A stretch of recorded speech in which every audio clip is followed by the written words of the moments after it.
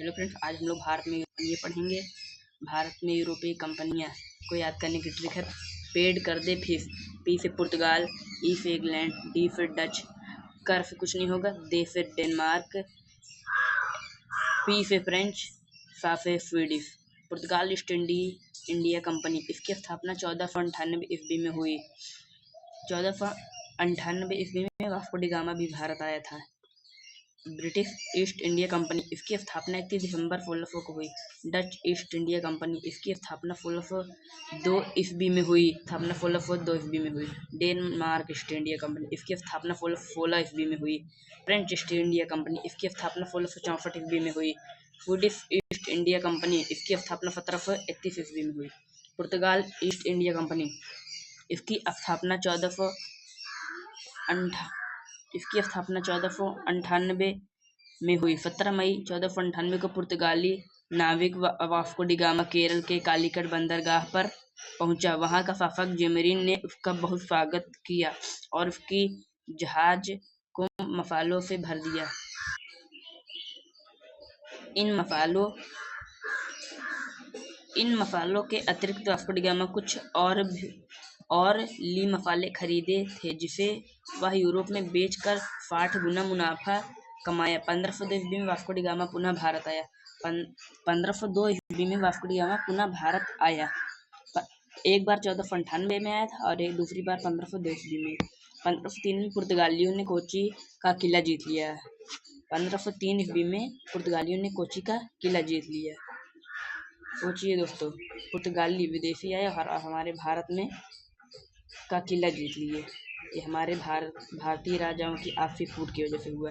1505 ईस्वी में पुर्तगाल ने फ्रांसिस डी अल्मोडा का गवर्नर नियुक्त किया। अल्मोडा नौसेना का मजबूत करने के लिए ब्लू वाटर पॉलिसी को अपनाया, किंतु यह वास्तविक रूप से गवर्नर के पद को नहीं संभाल सका और इसके स्थान पर 1509 ईस्वी में अल्बुकर्क को पुर्तगाली गवर्नर नियुक्त किया गया।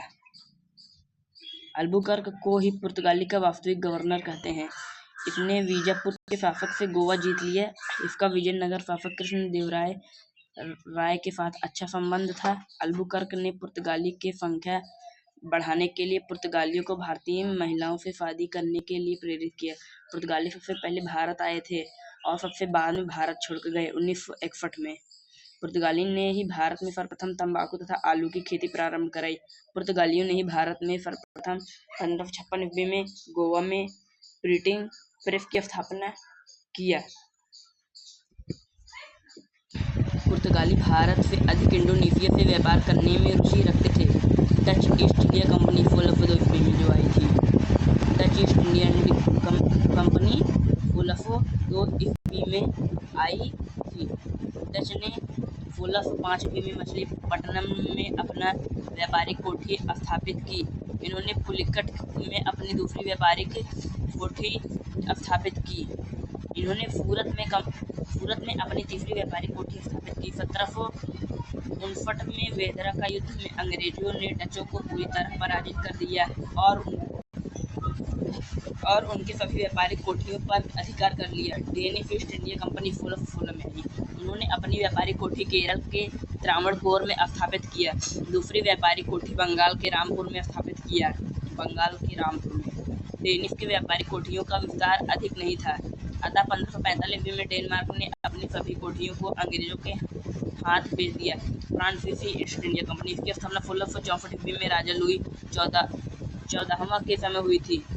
फ्रांसीसी ने अपनी पहली व्यापारिक कोठी 1669 ईस्वी में सूरत में खोली। फ्रांसीसियों ने अपनी दूसरी व्यापारिक कोठी मछलीपट्टनम में खोली। फ्रांसीसियों ने बीजापुर के शासक से आगे लेकर 1673 में पांडिचेरी शहर की स्थापना की। पांडिचेरी की स्थापना फ्रांसिस मार्टिन ने किया था।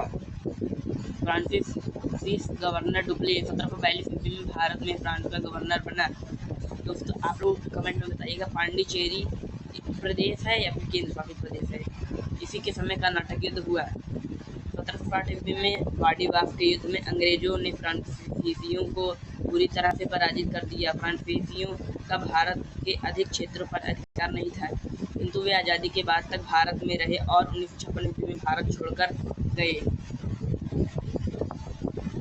स्वीडिश ईस्ट इंडिया कंपनी 1731 ये अपना अधिक विस्तार नहीं कर सका और भारत से चले गए। ब्रिटिश ईस्ट इंडिया कंपनी की स्थापना 31 दिसंबर 1600 को महारानी एलिजाबेथ ने किया।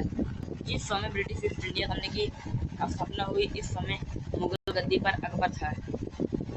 1639 ईस्वी में ब्रिटिश ईस्ट इंडिया कंपनी ने मद्रास को भाड़े पर ले लिया और यहाँ फोर्ट सेंट जॉर्ज का किला बनवाया। 1651 ईस्वी में अंग्रेजों ने बंगाल के हुबली में अपनी व्यापारिक कोठी खोली। 1661 में ब्रिटिश राजकुमार चार्ल्स द्वितीय का विवाह पुर्तगाली राजकुमारी कैथरीन से हो गया। पुर्तगालियों ने बम्बई बंदरगाह को अंग्रेजों को दे दिया। चार्ल्स द्वितीय ने बम्बई बंदरगाह को ब्रिटिश ईस्ट इंडिया कंपनी के भाड़े पर दे दिया। 1698 ईस्वी में कलकत्ता में फोर्ट विलियम किला का निर्माण प्रारंभ किया। रिमार्क कलकत्ता शहर की स्थापना जॉन चर्नाक ने किया था।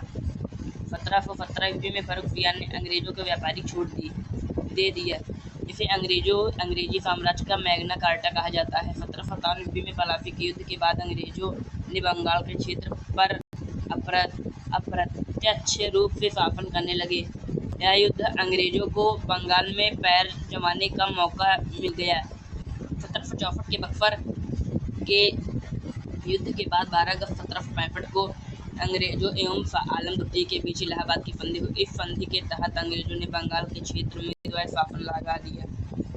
बक्सर के युद्ध ने अंग्रेजों ने भारत में पैर जमाने का मौका दे दिया। 1759 ईस्वी में अंग्रेजों ने वेदरा के युद्ध में डच्चों को पराजित कर दिया। 1760 ईस्वी में अंग्रेजों ने वाडीवास के युद्ध में फ्रांसीसियों को पराजित कर दिया। इस प्रकार भारत में अंग्रेजों का विरोध करने वाली कोई बड़ी शक्ति नहीं बची। ब्रिटिश ईस्ट इंडिया कंपनी धीरे धीरे मजबूत होने लगी, किंतु भ्रष्टाचार बढ़ गया था और राजा का नियंत्रण भी कंपनी पर कमजोर पड़ रहा था। कंपनी के अधीन गवर्नर जनरल बंगाल का पहला गवर्नर लॉर्ड क्लाइव था, जिसने द्वैत शासन 1765 में लागू किया। वारेन हेस्टिंग्स 1772 से 1785 के समय 1773 का रेगुलेटिंग एक्ट पारित हुआ।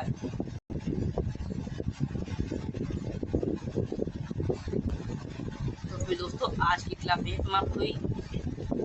उत्तर भारत से सबसे ज्यादा क्वेश्चन हिस्ट्री में पूछे जाते हैं।